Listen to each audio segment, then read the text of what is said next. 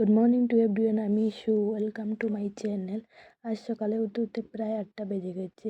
আজকে প্রচুর ঠান্ডা, 2টি সোয়েটার পরলাম। তারপরে তাড়াতাড়ি বিছানাটি করে নিলাম, চা খেয়ে নিলাম। বাবা 10টা কাজে চলে যান, তার জন্য সকাল সকাল ভাত রাঁধতে হয়।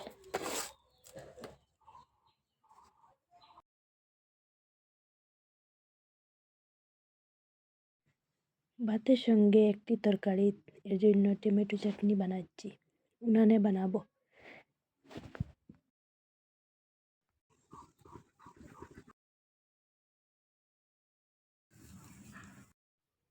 টমেটো মরিচ একসাথে তুলে বসাবো, এরপরে লবণ দিয়ে ডেকে নিব।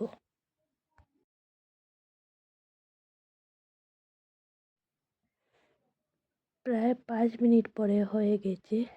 একটি থালা নিয়ে